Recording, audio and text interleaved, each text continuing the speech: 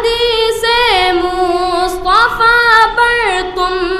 جو ہو جاؤ عمل پیرا، حدیث مصطفیٰ پر تم جو ہو جاؤ عمل پیرا، قسم رب کی کبھی ماں کو ستانا بھول جاؤ گے۔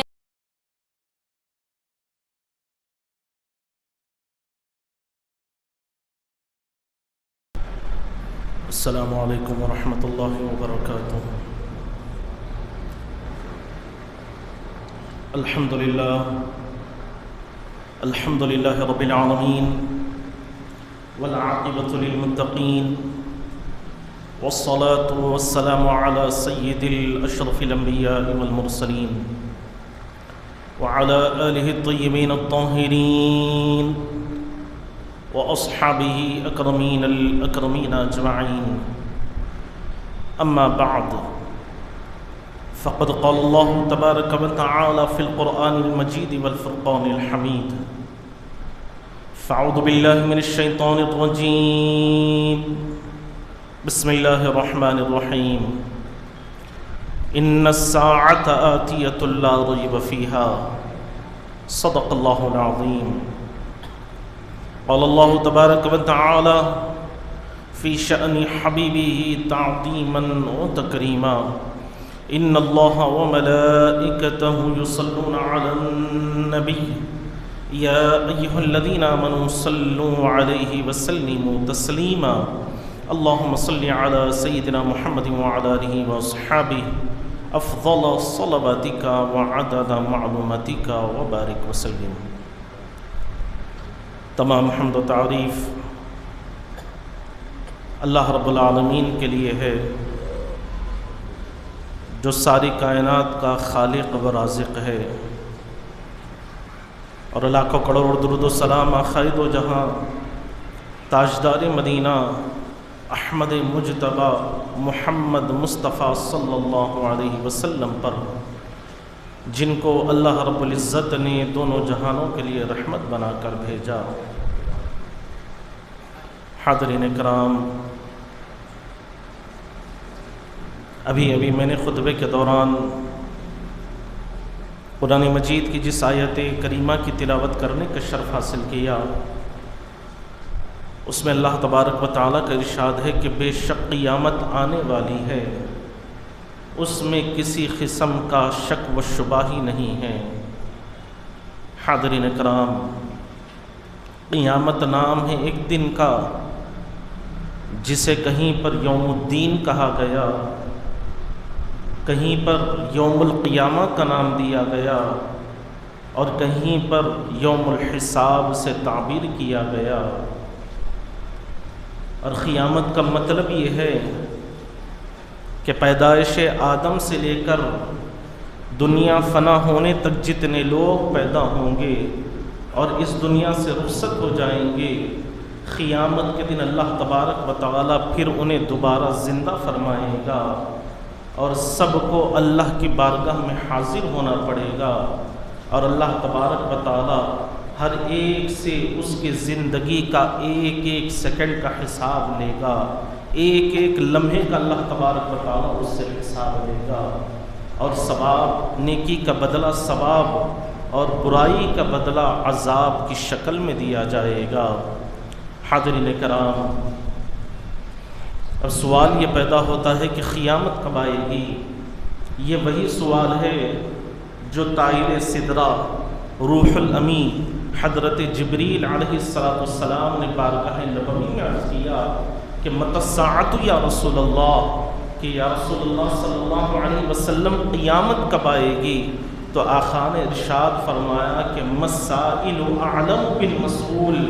کہ سوال کرنے والا اس شخص سے زیادہ جانتا ہے جس سے وہ سوال کر رہا ہے۔ اور یہی صحابہ کرام نے پیارے آقا صلی اللہ علیہ وسلم کی بارگاہ میں جب قیامت کے تعلق سے سوال پوچھا، اس کے تعلق سے پیارے آقا کی بارگاہ میں عرض کیا گیا، تو آقا دو جہاں صلی اللہ علیہ وسلم نے قرآن مجید کی یہ آیت کریمہ کی تلاوت فرمائی کہ لا یعلمہن الا اللہ، کہ قیامت ان چیزوں میں سے ہے جن کا علم سوائے اللہ تبارک و تعالیٰ کے کسی کو نہیں ہے۔ اور پھر حضور پاک صلی اللہ علیہ وسلم نے اپنی یہ دونوں مبارک انگلیوں کو ملا کر صحابہ کے سامنے دکھایا اور ارشاد فرمایا کہ میں اور قیامت اس طرح ہے، یعنی میری بعثت سے قیامت بہت ہی قریب ہے۔ اور ایک روایت میں یوں بھی بیان کیا گیا کہ آقائے دو جہاں صلی اللہ علیہ وسلم نے ارشاد فرمایا کہ اللہ تبارک و تعالیٰ نے محرم الحرام کے مہینے میں ساری کائنات کو پیدا فرمایا، اور ساری کائنات دنیا فنا بھی محرم ہی کے مہینے میں ہوگی اور دن جمعہ کا ہوگا۔ تو حاضرین کرام، قرآن مجید کی اس آیت مبارکہ اور ان احادیث مبارکہ پر غور کرتے ہوئے آج میں آپ حضرات کی خدمت میں قیامت کی چند نشانیوں کے تعلق سے چند باتیں آپ کے گوشے گزار کرنے کی کوشش کروں گا۔ اگر ہم آج کے حالات کو دیکھتے ہوئے پیارے آقا صلی اللہ علیہ وسلم کی ان پیشن گوئیوں پر نظر ڈالیں گے، مخبر صادق صلی اللہ علیہ وسلم نے جو قیامت کی نشانیاں بیان فرمائی ہیں، اگر ہم اس پر غور کریں گے تو آج بہت ساری قیامت کی نشانیوں کا ہم مشاہدہ کر رہے ہیں، بہت ساری قیامت کی نشانیوں کو ہم دیکھ رہے ہیں۔ مثال کے طور پر حضور پاک صلی اللہ علیہ وسلم نے قیامت کی نشانیوں میں سے ایک نشانی یہ بھی بیان فرمائی ہے کہ قیامت کے قریب اولاد اپنے والدین کی ناقدری کرے گی، اپنے والدین کی نافرمانی کرے گی، بڑے چھوٹوں کا ادب ختم ہو جائے گا، اپنے بڑوں کی عزت نہیں کی جائے گی۔ تو حاضرین کرام، اللہ تبارک و تعالیٰ نے والدین کو جو مقام عطا فرمایا ہے، ان کا مقام اس سے بڑھ کر اور کیا ہو سکتا ہے کہ اللہ تبارک و تعالیٰ نے فرما دیا کہ جب تمہارے ماں باپ، جب تمہارے والدین بوڑھے ہو جائیں اور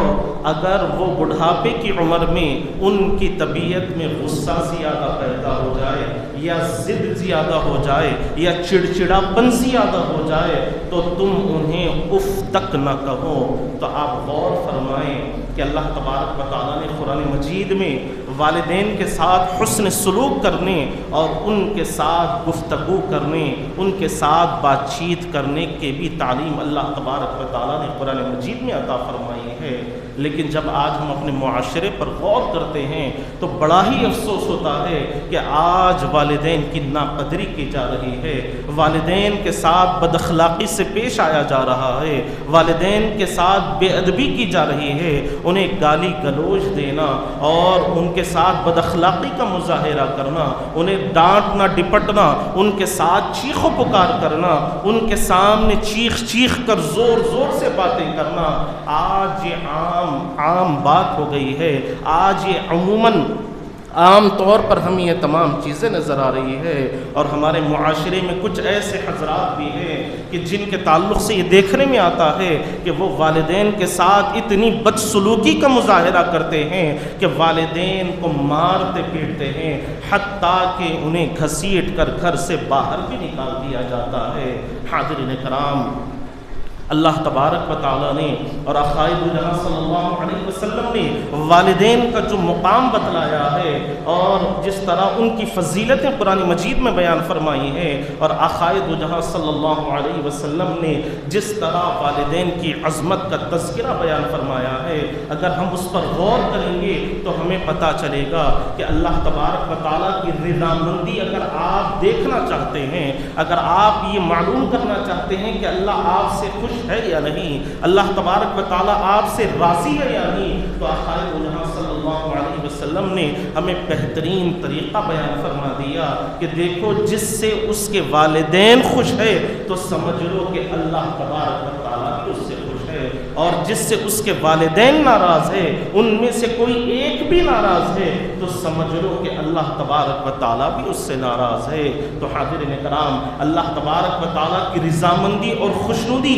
والدین کے راضی ہونے پر ہے۔ پیارے آقا صلی اللہ علیہ وسلم کی رضامندی پانا ہے تو والدین کے ساتھ حسن سلوک کرنا چاہیے، ان کے ساتھ اچھے اخلاق سے پیش آنا چاہیے، اور یہی قیامت کی نشانیوں میں سے حضور پاک صلی اللہ علیہ وسلم نے یہ نشانی بیان فرمائی، اور آج ہم اس کا مشاہدہ کر رہے ہیں۔ اور اسی طرح حضور پاک صلی اللہ علیہ وسلم نے بیان فرمایا، حضرت جبریل امین کے سامنے پیارے آقا صلی اللہ علیہ وسلم نے ارشاد فرمایا کہ ایک زمانہ ایسا بھی آئے گا کہ جن میں ایسے لوگ ہوں گے کہ جن کی لوگوں کے سامنے، جن کی لوگوں میں کوئی عزت نہیں ہوگی، کوئی مقام نہیں ہوگا، ایسے لوگ حکمران بن جائیں گے، ایسے لوگ لیڈر بن جائیں گے۔ تو آج کے موجودہ حالات پر اگر ہم غور کریں گے تو پتہ چلے گا کہ آج حکومت کی جو کرسیاں ہیں، آج امارات کی جو کرسیاں ہیں، آج حکومتوں کے جو عہدے ہیں، وہاں پر اگر آپ نظر ڈال کر دیکھیں گے تو آپ کو ایسے ہی حضرات آپ کو نظر آئیں گے۔ اور اسی طرح حضور پاک صاحب الاولاق صلی اللہ علیہ وسلم نے قیامت کی نشانیوں میں سے ایک نشانی یہ بھی بیان فرمائی ہے کہ قیامت کے قریب عورت بے پردہ ہو جائے گی اور کپڑے پہن کر بھی وہ برہنی ننگی نظر آئے گی۔ حاضرین کرام، اس کا بھی مشاہدہ آج ہم حضرات کر رہے ہیں۔ حاضرین کرام، وہ عورتیں جو کل گھر کی زینت تھی، اپنے مکان کی زینت تھی، آج وہی عورتیں بازاروں کی زینت بن کر ہمیں نظر آ رہی ہے۔ آج وہی عورتیں خرید و فروخت کرتے ہوئے بازاروں کی زینت بنی ہوئی ہے۔ تفریح کے مقامات پر اگر ہم پارکوں پر نظر ڈالیں گے تو وہاں پر آپ کو عورتیں نظر آئیں گی۔ اسی لیے قرآن مجید میں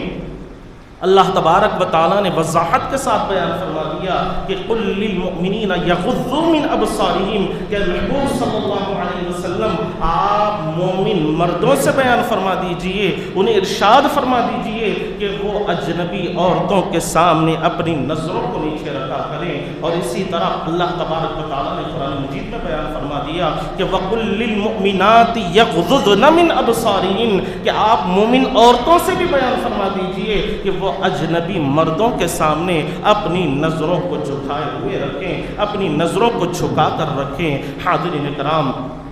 آقائے دو جہاں صلی اللہ علیہ وسلم کو جو اللہ تبارک و تعالیٰ نے قرآن مجید کے ذریعے جس طرح حضور کے ذریعے ہمیں خطاب فرمایا ہے، جو اسلامی اصول اللہ تبارک و تعالیٰ نے ہمیں عطا فرمایا ہے، اگر ہم آج اس پر نظر ڈال کر دیکھیں گے تو آج کے حالات یہ ہے کہ آج ہم نے اس اسلامی اصول کو اپنے قدم و تلے رون دیا ہے۔ قرآن مجید کے اس اصول کو ہم نے بالائے طاق رکھ دیا ہے۔ اگر آپ شادی بیاہ کے موقع پر نظر ڈالیں، رسم و رواج کے موقع پر نظر ڈالیں، خرید و فروخت کے موقع پر بازاروں پر نظر ڈالیں، اور اسی طرح پڑھائی کے لیے، تعلیم کے لیے اسکول اور کالجز میں اگر ہم نظر ڈالیں گے، اور اسی طرح ملازمت کے لیے دفتروں میں اور فیکٹریوں پر نظر ڈالیں گے، تو حاضرین کرام، آج جو کچھ بھی ہو رہا ہے اس سے آپ حضرات بخوبی واقف ہے۔ آج کیسے کیسے واقعات، کیسی کیسی باتیں ہمیں سننے کے لیے مل رہی ہے۔ حاضرین کرام، آج مسلمانوں کی حالت یہ ہو گئی ہے کہ وہ اللہ تبارک و تعالیٰ کی رسی کو چھوڑ کر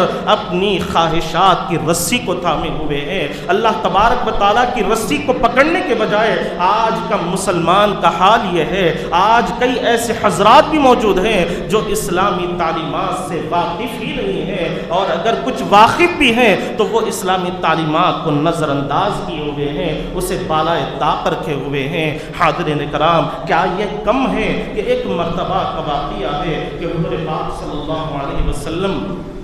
اپنے گھر سے کہیں باہر تشریف لے گئے ہوئے تھے، اور مسجد نبوی کے صحن میں ایک نابینا صحابی جن کا نام حضرت ابن مکتوم رضی اللہ عنہ ہے، وہ تشریف فرما ہیں، اور تمام کائنات کی امت کی ماں ام المؤمنین حضرت عائشہ صدیقہ رضی اللہ عنہا اپنے گھر کے دروازے پر کھڑی ہوئی ہے، اور نابینا صحابی جو عمر رسیدہ بھی ہیں حضرت ابن مکتوم رضی اللہ عنہ کو کھڑے ہو کر دیکھ رہی تھی، اور جیسے ہی حضور کی نگاہ ان کے چہرے پر پڑی تو پیارے آقا کے چہرہ بالکل متغیر ہو گیا، چہرے کے آثار تبدیل ہو گئے، چہرے پر غصے کے آثار نمایاں ظاہر ہونے لگے، اور آقا دو جہاں صلی اللہ علیہ وسلم نے حضرت عائشہ سے پوچھا کہ عائشہ تم کیا کر رہی ہو؟ تو حضرت عائشہ نے عرض کیا کہ یا رسول اللہ، میں حضرت ابن مکتوم کو دیکھ رہی ہوں۔ تو پیارے آقا صلی اللہ علیہ وسلم نے ارشاد فرمایا کہ مردوں کی طرف دیکھنے کا حکم نہیں ہے۔ تو حضرت عائشہ صدیقہ رضی اللہ عنہا نے عرض کیا کہ یا رسول اللہ، وہ نابینا ہیں۔ تو پیارے آقا نے فرمایا کہ اے عائشہ، وہ نابینا ہے لیکن تم تو نابینا نہیں ہو۔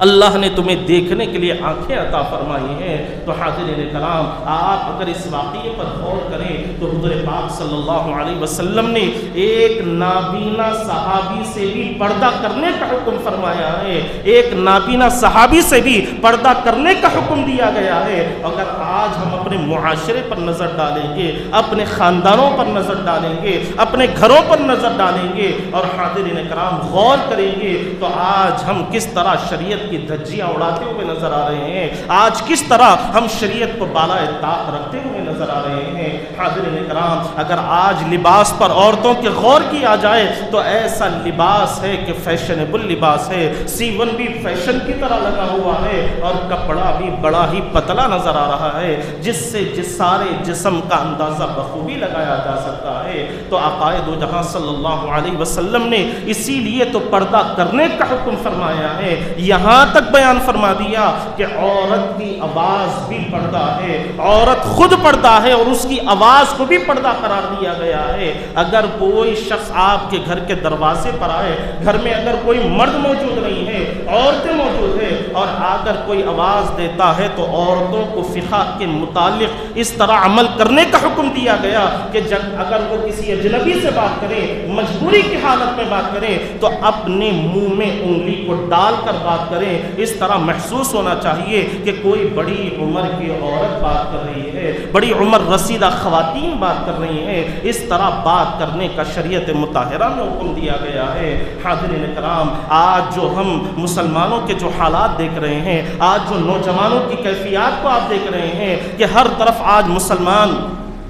بے حیائی میں مبتلا نظر آ رہا ہے، کئی نوجوان بے حیائی میں مبتلا ہے، کئی نوجوان عشق و محبت میں مبتلا ہے، طرح طرح کی برائیاں مسلمانوں کے اندر موجود ہے۔ حاضرین کرام، حجۃ الوداع کا موقع ہے اور جس کے راوی حضرت سلمان فارسی رضی اللہ عنہ ہے اور مولا کائنات کی اس حدیث پاک کے راوی ہے کہ حجۃ الوداع کے موقع پر حضور پاک صلی اللہ علیہ وسلم کعبہ شریف کا غلاف پکڑے ہوئے ہیں، کعبے کا کپڑا پکڑے ہوئے ہیں اور زار و قطار ہو رہے ہیں، پیارے آقا کے آنکھ مبارک سے آنسو بہ رہے ہیں۔ تو صحابی رسول نے عرض کیا کہ یا رسول اللہ، آپ کے اس طرح رونے کی وجہ کیا ہے؟ تو حضور پاک صلی اللہ علیہ وسلم نے ارشاد فرمایا کہ قیامت کے حالات کی وجہ سے میں رو رہا ہوں۔ تو صحابی رسول نے عرض کیا کہ یا رسول اللہ، قیامت کے حالات کیا ہیں؟ تو آقائے دو جہاں صلی اللہ علیہ وسلم نے اس کے متعلق بیان فرمایا اور بہت طویل باتیں پیارے آقا نے بیان فرمائی۔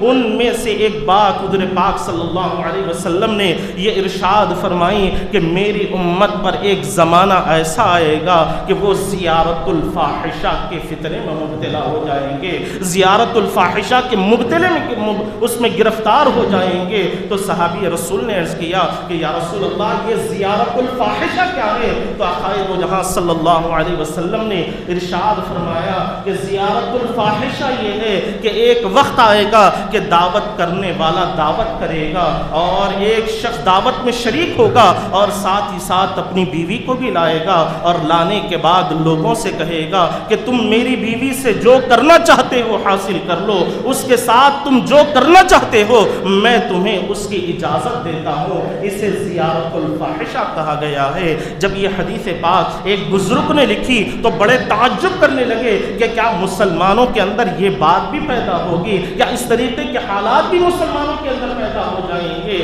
لیکن حاضرین کرام، جب ہم آج کے حالات کو دیکھتے ہیں تو اس کا بخوبی اندازہ لگایا جا سکتا ہے کہ آج طرح طرح کی بے حیائی کے واقعات ہمارے سامنے آ رہے ہیں، زنا کے واقعات ہمارے سامنے آ رہے ہیں۔ کئی نوجوان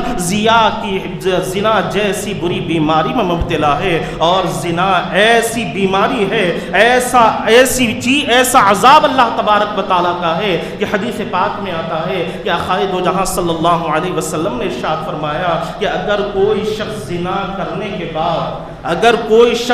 کرنے کے بعد غسل کرتا ہے اور غسل کرنے کے بعد اس کے غسل کے ایک ایک خطرے کے بدلے میں اللہ تبارک و تعالیٰ ایک ایک شیطان کو پیدا فرماتا ہے، جتنے خطرے اس کے غسل کے پانی کے گریں گے اس کے ہر خطرے کے بدلے اللہ تبارک و تعالیٰ ایک ایک شیطان کو پیدا فرمائے گا اور قیامت تک کے لیے انہیں آوارہ چھوڑ دے گا، اور وہ شیاطین جتنے بھی بے حیائی کے کاموں میں لوگوں کو مبتلا کریں گے، جتنے بھی فتنے میں لوگوں کو مبتلا کریں گے، اللہ تبارک و تعالیٰ اس کا سارا عذاب اس شخص کے کھاتے میں لکھ دے گا، اس کے نام اعمال میں لکھ دے گا، اور اللہ تبارک و تعالیٰ اس سے سخت عذاب عطا فرمائے گا۔ اور اسی طرح معراج شریف کے واقعات میں آتا ہے کہ آقائے دو جہاں صلی اللہ علیہ وسلم نے ارشاد فرمایا کہ قیامت میں اللہ تبارک و تعالیٰ کا معاملہ یہ ہوگا کہ جب حضور پاک صلی اللہ علیہ وسلم معراج پر تشریف لے گئے تو آپ نے عذاب کا ایک نمونہ یہ بھی دیکھا کہ اللہ تبارک و تعالیٰ کے عذاب کا ایک نمونہ یہ بھی ہے کہ لوگوں کو آگ کی خیچیوں سے کاٹا جا رہا ہے، آگ کی خیچیوں سے ان کے جسم کو کاٹا جا رہا ہے۔ تو پیارے آقا نے جبریل امی سے عرض کیا کہ جبریل بتاؤ یہ کون لوگ ہیں کہ جن کو آگ کی خیچیوں سے کاٹا جا رہا ہے؟ تو جبریل امی عرض کرنے لگے کہ یا رسول اللہ صلی اللہ علیہ وسلم، یہ آپ کی امت کہ وہ لوگ ہیں جو دنیا میں زنا کے فتنے میں مبتلا تھے، بے حیائی میں مبتلا تھے۔ اللہ تبارک و تعالی حشر کے دن، قیامت کے دن اللہ تبارک و تعالی انہیں اس طرح کا عذاب میں مبتلا فرمائے گا۔ اور اسی طرح حضرت عائشہ صدیقہ رضی اللہ عنہا ارشاد فرماتی ہیں کہ اگر کوئی شخص گناہ پر گناہ کرتا چلا جاتا ہے اور گناہ پر گناہ کرتے ہوئے دلیر ہو جاتا ہے تو اللہ تبارک و تعالی اس پر ایسی لعنت بھیجتے ہیں، ایسی لعنت کرتے ہیں کہ اس کے آنے والی نسلوں میں بھی اس کا اثر موجود ہوتا ہے، آنے والی نسلوں میں بھی اس کا اثر اللہ تبارک و تعالی قائم فرما دیتے ہیں۔ تو حاضرین اکرام، گناہ کرنے والوں کو چاہیے کہ وہ گناہوں سے باز آ جائیں۔ اللہ تبارک و تعالی نے تمہارے لیے توبہ کا دروازہ کھلا رکھا ہے، اللہ نے معافی کا اعلان فرما رکھا ہے۔ تو ہمیں چاہیے کہ ہم اپنے گناہوں پر ندامت کے آنسو بہاتے ہوئے اللہ کی بارگاہ میں توبہ و استغفار کریں۔ اگر کوئی حضرات بے حیائی میں مبتلا ہے، زنا کے کاموں میں مبتلا ہے، تو یاد رکھیں کہ ہر ایک سے اللہ تبارک و تعالی اس کا سوال پوچھے گا۔ قرآن مجید میں ارشاد ہے کہ ان السمع والبصر والفؤاد کل اولئک کان عنہ مسئولا، کہ اللہ تبارک و تعالی بے شک تم سے تمہارے کان کے بارے میں بھی سوال کرے گا، تمہارے آنکھوں کے بارے میں بھی سوال کرے گا، تمہارے منہ کے بارے میں بھی اللہ تبارک و تعالی سوال کرے گا کہ ان آنکھوں سے تم نے کس طرح کا منظر دیکھا ہے، کس طرح کی ویڈیوز تم نے دیکھی ہے، کس طرح کی تم نے فلمیں دیکھی ہیں، اور ان کانوں سے کس طرح کے بے حیائی کے گانے تم نے سنے ہیں۔ اللہ تبارک و تعالی ہر ایک سے اس کا سوال پوچھے گا۔ اور یاد رکھیں کہ قرآن مجید میں ارشاد ہے کہ فمن یعمل مثقال ذرۃ خیرا یرا ومن یعمل مثقال ذرۃ شرا یرا، کہ اگر کوئی ذرہ برابر بھی نیکی لے کر آئے گا تو اللہ تبارک و تعالی ضرور بضرور اسے اس کا بدلہ عطا فرمائے گا، اور اگر کوئی ذرہ برابر بھی برائی لے کر آئے گا تو اللہ تبارک و تعالی ضرور بضرور اسے اس کا بھی بدلہ عطا فرمائے گا۔ اور حاضرین کرام، یاد رکھیں کہ زنا ایسی اللہ تبارک و تعالی کا ایسا عذاب ہے کہ اگر کوئی شخص اس میں مبتلا ہوتا ہے تو اللہ تبارک و تعالی اس کے رزق میں سے برکت کو ختم فرما دیتے ہیں، عمر کی برکت ختم ہو جاتی ہے، چہرے کا نور ختم ہو جاتا ہے، اولاد کی برکتیں اللہ تبارک و تعالی ختم فرما دیتے ہیں۔ یہ دنیا کا عذاب ہے، اور آخرت کا عذاب اور دردناک اللہ تبارک و تعالی نے ان لوگوں کے لیے رکھا ہے۔ تو حاضرین کرام، میری ان نوجوانوں سے، ان حضرات سے گزارش ہے کہ جو اس طرح کی بے حیائی میں مبتلا ہے، عورتوں کو دیکھتے ہوئے اپنے آنکھوں سے زنا کر رہے ہیں، لڑکیوں کو دیکھتے ہوئے اپنے آنکھوں سے گھورتے ہوئے آنکھوں سے زنا کر رہے ہیں، ان کے لیے قرآن مجید یہی اعلان کر رہا ہے کہ ان الساعۃ آتیۃ لا ریب فیہا، کہ بے شک قیامت آنے والی ہے، قیامت کا دن آنے ہی والا ہے۔ اس دن اللہ تبارک و تعالی تم سے ایک ایک سیکنڈ کا، تم سے ایک ایک لمحے کا اللہ تبارک و تعالی حساب لینے والا ہے کہ تم نے اپنی زندگی کو کہاں پر صرف کیا، کہاں سے مال کمایا، حلال کمایا یا حرام کمایا، اپنی جوانی کو کہاں پر صرف کیا، عبادت کرتے ہوئے صرف کیا یا گناہ کرتے ہوئے صرف کیا۔ اللہ تبارک و تعالی ہر ایک سے اس کی زندگی کے بارے میں سوال کریں گے، اور قیامت کے دن اللہ تبارک و تعالی فرمائیں گے کہ میں نے تمہیں جو پاک دل عطا فرمایا ہے وہ دل میرے پاس لے کر آنا، وہ پاک دل لے کر میرے پاس آنا۔ جب ایک بچہ پیدا ہوتا ہے تو اس کا دل جس طرح پاک و صاف ہوتا ہے، شفاف ہوتا ہے، پاک ظاہر ہوتا ہے، تو ایسے ہی اللہ تبارک و تعالی حشر کے دن بھی ہمیں دل لانے کا حکم فرما رہا ہے۔ تو حاضرین اکرام، ان واقعات سے ہمیں چاہیے کہ ہم عبرت حاصل کریں اور آخرت کی تیاری کرنے کی کوشش کریں، اور یاد رکھیں کہ یہ دنیا ختم ہونے والی ہے۔ اگر کوئی نوجوان شہوت میں مبتلا ہے، نفسانی خواہشات اس پر زور ڈال رہی ہے، تو آقائے دو جہاں صلی اللہ علیہ وسلم نے اس سے بھی بچنے کا طریقہ بیان فرما دیا کہ جس شخص کو شہوت ستا رہی ہے، اس کا نفس ستا رہا ہے، وہ بار بار برائیوں میں مبتلا ہو رہا ہے، تو آقائے دو جہاں صلی اللہ علیہ وسلم نے ارشاد فرمایا کہ اس شخص کو چاہیے کہ وہ روزہ رکھا کرے، روزے کا اہتمام کرے۔ جب کوئی شخص روزہ رکھتا ہے تو شہوت پر اس کا کنٹرول ہو جاتا ہے، نفسانی خواہشات پر اس کا کنٹرول ہو جاتا ہے، برائیوں سے وہ بچنے کی کوشش کرتا ہے۔ تو یہ طریقہ حضور پاک صلی اللہ علیہ وسلم نے ارشاد فرما دیا۔ اگر کسی شخص کو بار بار کوشش کرنے کے باوجود بھی وہ گناہوں سے بچتا نہیں ہے، گناہوں میں مبتلا ہو جاتا ہے، تو اس کے لیے بہترین نسخہ حضور پاک صلی اللہ علیہ وسلم نے جو روزے کا بیان فرمایا ہے، اگر ہم اس کا اہتمام کریں گے تو یقیناً نفسانی خواہشات پر بھی کنٹرول ہوگا، شہوت پر بھی کنٹرول ہوگا، اور ہر طرح کی برائی سے ہم اپنے آپ کو بچانے کی کوشش کریں گے۔ اور حاضرین کرام، قیامت کا دن ایسا دن ہوگا کہ وہاں پر کسی کا کچھ چلنے والا نہیں ہے۔ اور یاد رکھیں کہ سورہ بنی اسرائیل میں اللہ تبارک و تعالیٰ نے فرما دیا کہ ہم نے انسان کے گلے میں، یعنی گردن کے کوئی حصے میں یا گلے کے حصے میں اللہ تبارک و تعالیٰ نے ایک چپ رکھ دی ہے، اور وہ چپ آپ کے ہر چیز کو ریکارڈ کر رہی ہے، آپ کے ہر چیز کا اس میں ریکارڈ کیا جا رہا ہے۔ جس طرح ہم آج اپنے سیل فون میں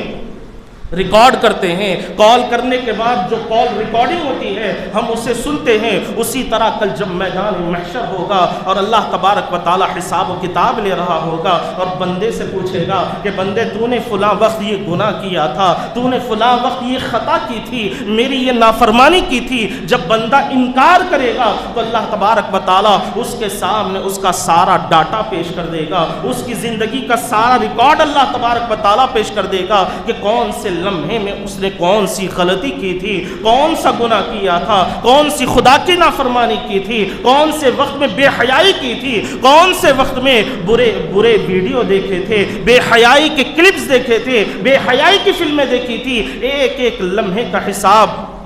اللہ تبارک و تعالی قیامت کے دن لے گا۔ تو حاضرین کرام، عقل مندی کا تقاضا یہی ہے۔ قرآن مجید اسی لیے ہمیں بار بار پکار کر کہہ رہا ہے کہ فَاعْتَبِرُوا يَا أُولِي الْأَبْصَارِ، کہ عقل رکھنے والوں ان واقعات کو دیکھ کر عبرت حاصل کرو، ان واقعات کو دیکھ کر سبق حاصل کرو، اور عقل کے ناخن کو تھامو اور اپنی خواب غفلت سے بیدار ہو جاؤ، گناہوں سے باز آ جاؤ، اور آخرت کی فکر، اس کی تیاری کرنے کی فکر کرو، اللہ تبارک و تعالیٰ کو راضی کرنے کی کوشش کرو، وہی کام کرو کہ جس سے اللہ تبارک و تعالیٰ تم سے راضی ہو جائے، اور ان کاموں سے بچنے کی کوشش کرو جس سے اللہ تبارک و تعالیٰ اور اس کے حبیب مکرم صلی اللہ علیہ وسلم کی ناراضگی کا سبب بنتی ہو، اس سے اپنے آپ کو بچانے کی کوشش کرو۔ تو حاضرین کرام، قرآن مجید اس لیے ہمیں بار بار یہی حکم دے رہا ہے کہ تم ہمیشہ سیدھے راستے پر آ جاؤ۔ قرآن مجید میں جس طرح ہم نماز میں بار بار ہر رکعت میں یہ آیت کہتے ہیں کہ اہدنا الصراط المستقیم، اے اللہ ہم کو سیدھا راستہ دکھا، اے اللہ ہم کو سیدھے راستے پر چلا، صراط مستقیم پر چلا، صراط الذین انعمت علیہم، کہ ان لوگوں کے راستے پر چلا جس پر تو نے اپنا انعام فرمایا ہے، جنہیں اپنی رحمتوں کی چادریں عطا فرمائی ہیں، جنہیں تو نے اپنے رحمتوں کے سائے عطا فرمائے ہیں، ان کے راستے پر چلا۔ جب ہم نماز میں یہ دعا کرتے ہیں تو ہمیں چاہیے کہ نماز کے بعد بھی اس پر عمل کرنے کی کوشش کریں، گناہوں سے اپنے آپ کو بچانے کی کوشش کریں، خطاؤں سے نافرمانیوں سے اپنے آپ کو بچانے کی کوشش کریں، اور جو عقائد و جہاں صلی اللہ علیہ وسلم کی جو زندگی ہمارے لیے اللہ تبارک و تعالیٰ نے نمونے کے طور پر پیش فرمائی ہے، ہمیں چاہیے کہ حضور پاک علیہ السلام کی سیرت مبارکہ پر عمل کرتے ہوئے، حضور کی سیرت مبارکہ کا مطالعہ کرتے ہوئے ہم اپنے آپ کو حضور کی سنتوں میں اپنی زندگی کو ڈھالنے والے ہو جائیں۔ اللہ تبارک و تعالیٰ کی رضا مندی حاصل کرنے کے لیے ہر کام کرنے کی کوشش کریں گے تو یقیناً حاضرین کرام، جب بندہ اگر گناہ سے اپنے آپ کو بچاتا ہے، نافرمانی سے اپنے آپ کو بچاتا ہے، تو پھر اللہ تبارک و تعالیٰ اس پر اپنی رحمتوں کی بارشیں برسا دیتے ہیں، رحمتوں کے سائے اللہ تبارک و تعالیٰ اسے عطا فرماتے ہیں۔ اور اگر کوئی بندہ ایک سنت پر بھی عمل کرتا ہے تو اللہ تبارک و تعالیٰ حشر کے میدان میں اسے اپنی رحمت کا سایہ عطا فرمائے گا، اور اس دن اللہ کے اس سائے کے سوا کوئی سایہ نہ ہوگا، اور سورج بھی سوا نیزے پر ہوگا، زمین تانبے کی بن جائے گی، اور ہر طرف لوگ بے چینی اور بے قراری کے عالم میں ہوں گے۔ ایسے وقت میں اگر کسی کو رحمت کا سایہ نصیب ہوگا تو وہ حضور کی سنت پر عمل کرنے والے کو ہوگا۔ تو حاضرین کرام، ہمیں چاہیے کہ اللہ تبارک و تعالیٰ نے جب ہمیں حضور پاک علیہ السلام کی امت میں پیدا ہونے کا اعزاز و شرف عطا فرمایا، ایسی امت میں پیدا ہونے کا اللہ تبارک و تعالیٰ نے ہمیں اعزاز عطا فرمایا کہ جس امت میں پیدا ہونے کے لیے انبیاء کرام دعائیں کیا کرتے تھے، تمنائیں کیا کرتے تھے، خواہشات کیا کرتے تھے، ایسی امت میں اللہ تبارک و تعالیٰ نے ہمیں پیدا فرمایا۔ اور پھر کیسی امت کہ قرآن مجید میں کہہ دیا کہ کنتم خیر امت، کہ تم بہترین امت ہو، بھلائی کا حکم دینے والی ہو، برائی سے روکنے والی ہو، ایسی شان رکھنے والی جب امت میں اللہ نے ہمیں پیدا فرمایا ہے تو ہمیں چاہیے کہ اس کی قدردانی کرتے ہوئے حضور پاک صلی اللہ علیہ وسلم کے صحیح طور پر امتی بننے کی کوشش کریں، صحیح طور پر حضور کے غلام بننے کی کوشش کریں۔ آخر میں دعا ہے کہ جو کچھ کہا گیا، جو کچھ سنا گیا، اس پر اللہ تبارک و تعالی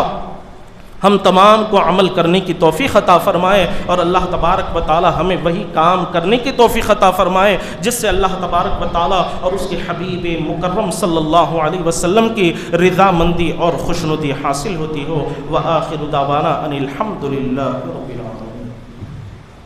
ان کے جیسا سخی ہے کوئی نہ، ان کے جیسا غنی ہے کوئی، وہ بے نواؤں کو ہر جگہ سے، وہ بے نواؤں کو ہر جگہ سے نوازتے ہیں، بولا بولا کر